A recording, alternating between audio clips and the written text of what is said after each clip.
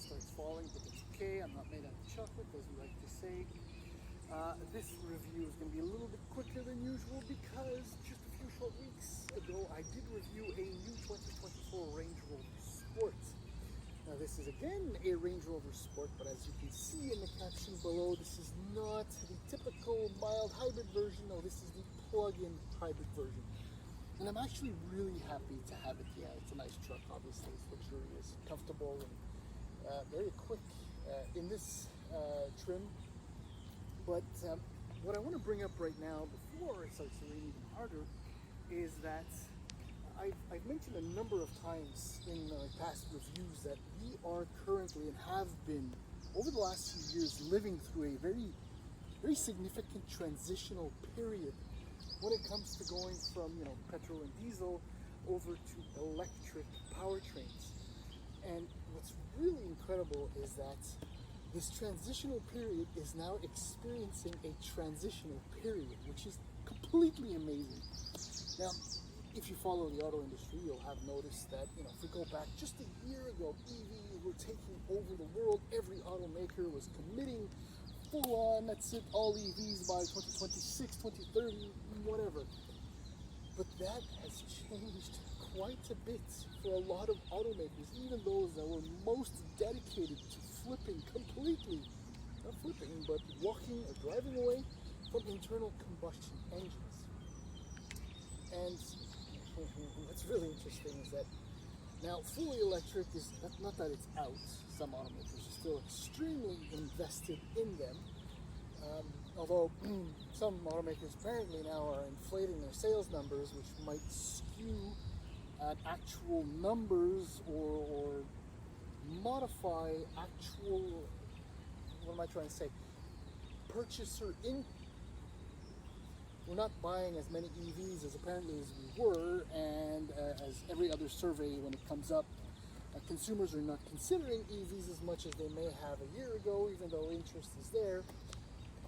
Oh, I'm so sorry. This is a plug-in hybrid, and that's where the focus is going. And the strange part and funny part, what I was trying to say is that I've always thought that plug-in hybrids were smoke and mirrors and just a plain old bad idea, for the simple fact that you get the worst of EVs and you get the worst of internal combustion engines. That remains. But the thing is that now, as PHEVs become more and more of less of a gateway or a bridge, I should say, between the internal combustion and full electrification, they're becoming actually more viable and livable. And that has absolutely everything to do with range. I mean, I've reviewed some plug-in hybrids very recently that only offer 45, 50 kilometers of range, which 3 years ago was semi-okay, but today in 2024, going into 25, not acceptable at all. Enter Range Rover's P550e powertrain. There's also a P60e. I'll give you a few pricing details in a few moments. But that's what's really interesting with this one, because with a very long range, you'll have to wait, or you can Google it now, or you'll have to wait a few minutes before I tell you what the actual range is. The PHEV alternative becomes far more viable. But there are prices to be paid for this viability. And this is a perfect example of both big range, so big advantage, big power, but a few prices to pay. Anyhow, like I said, it's going to be a little bit quicker than usual because it still looks like, well, there's a few things about this autobiography that are a little bit, one of them being these, but I'll show that to you in just a few seconds. So, okay, let's just do that. So hang in there, please, and so here we go. Okay, yeah, but by the way, if you think I'm winking at you, well, maybe I am, but just so you know, I'm not exactly winking. I had eye surgery about a week ago, so I'm still on that reflex of closing my eye. Well, moving on, I'm just going to focus on the PHEV powertrain. So the least expensive P460e in the US starts at $95,100, and in Canada it's $131,320. The top trim P550e models The autobiography starts at $118,700 in the US, $156,100 in Canada. So what you get when you jump into the autobiography, like I said, I'm trying to make this quick. 22-inch wheel, panoramic wheels, panoramic sunroof, Meridian audio, semi-aniline leather, 22-way power front, heated, cooled, massaging seats, 13.1-inch touch screen, PHEV Pro, the whole shebang. I mean, this thing is completely, absolutely loaded. And well, obviously my model has a few options. One being this Eiger Gray, which is kind of weird because it's a very, very common color for Land Rovers and Range Rovers, but on this autobiography, it is sublime. I love the little copper accents that you see all over the place. It's wow. That's all it is, really. And speaking of options, I have the Meridian reference audio system. So I'll show that to you on the inside. It is out of this world, the sound. I had the windows down and the tailgate up, and I was listening to music with my kids last night, or yesterday afternoon. The other thing, these 23-inch bespoke SV wheels with actual carbon inserts, okay? And there's something else that goes with this. I'll try and show you quickly, but I have the rear entertainment system, suede cloth headliner. You're looking at about $160,000 and change. Hopefully this will work this time. Yeah, 900 and something liters of trunk space. It's actually pretty good. Am I gonna be able to do this one-handed? That's 23-inch spare tire hidden under there. You're looking at, for the wheels, the 23-inch wheels and the spare, it's $5,300 just for the option. But to look at these wheels, I would pay, definitely, if I had stupid money like that. But I do not. The Meridian signature, the reference I was saying, that's a speaker, the combination of colors, this I don't know, deep mahogany, I don't know, wine-ish color is sublime. And the leather, the semi-aniline stuff is just to die for. It is unbelievable. The seats are so comfortable. Controls are right there. Just the materials, fit and finish. This is ultra absolute premiumness. But it's like the P400 that I had last time. It started up, so a digital display. EV range, yeah, okay. So speaking of EV, let's go right into that. Work this through my phone. Okay, so this is what I really want to show you. So if your drive modes, dynamic is configurable, and I've been using Eco almost all week. Terrain response, off-road modes, various drive settings. So this is the important stuff right here. This is what makes the difference between, in my mind, a smart plug-in hybrid and well, not a good plug-in hybrid. Save, as the name suggests, you can actually lock out the electric range for however long you want. I've been driving in EV mode almost exclusively because of this PHEV's range, and then you have hybrid mode. Well, standard with the Sport is you have the adjustable air suspension, so I'm in access right now because I'm parked. More off-road stuff and your driver's assistance. So it's very smart. This is why this PHEV mostly works. I don't have much else to say. I mean, otherwise the dashboard is just absolutely gorgeous and visibility is nice, and there's the liner. Oh, it's so soft. Okay, enough of that. So let's go for a drive now. All right. So P550, let's just jump right into it. P550 is 550 PS, which is just a rating. A lot of automakers use PS for their numbers, for outputs, which translates into 543 American horsepower, I guess, from 5,500 RPM, 590 pound-feet of torque, from 2,000 to 5,000 RPM, which is a serious amount of power. But this power is a result of a fairly large battery, 38.2 kilowatt hours.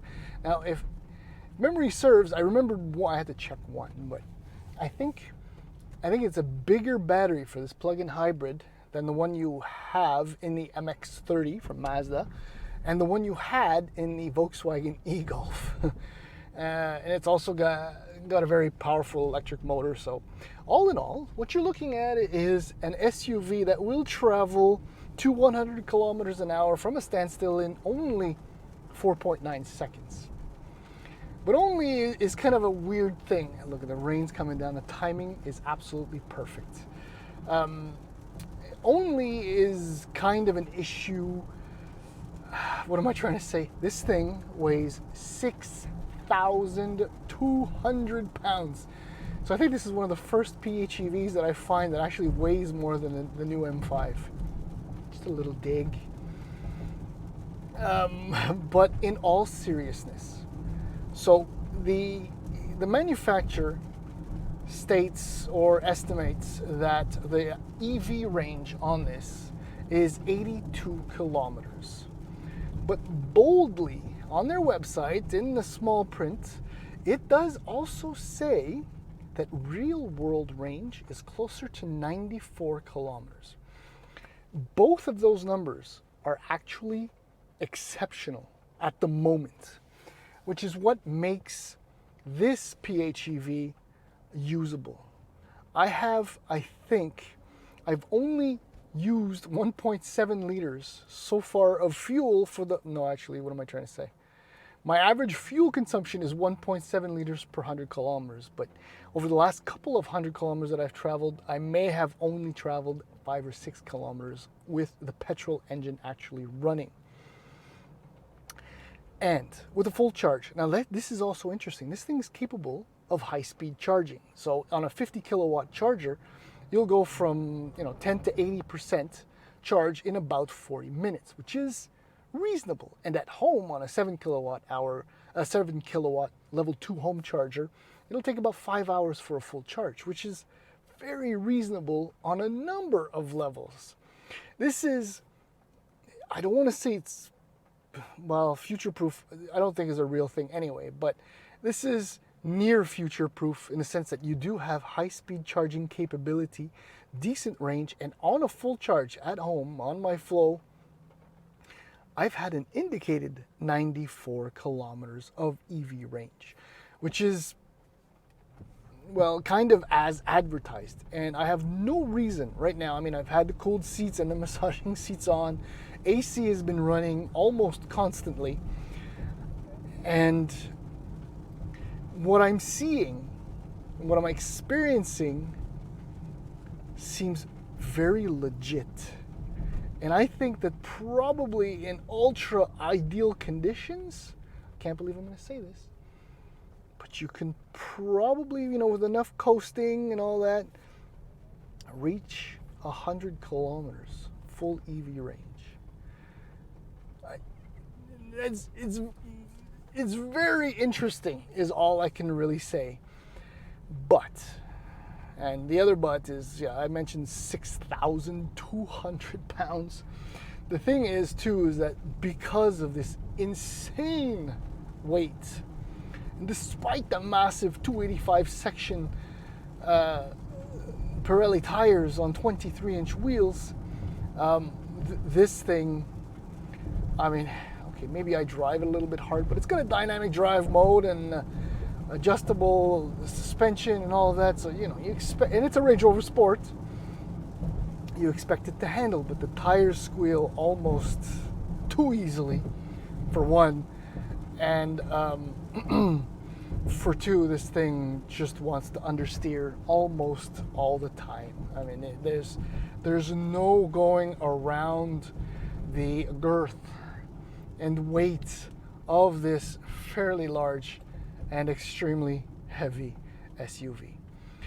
The other thing, now the P400 that I reviewed recently, the ride quality was impeccable.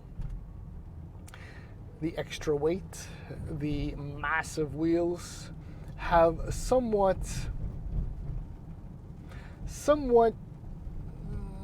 harshened the ride. I mean, it's still far beyond tolerable. I mean, it's extremely comfortable, but it's not as plush as it was in the P400. And as far as acceleration is concerned, I mean, even in full EV mode, this thing really does move. And when you go into dynamic and hybrid, well, this thing just takes off.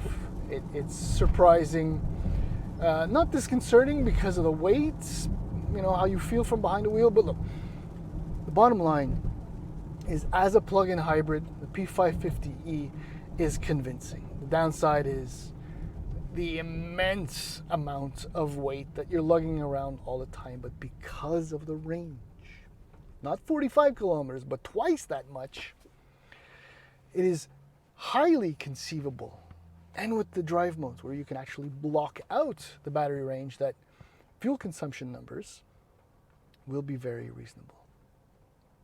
That's it.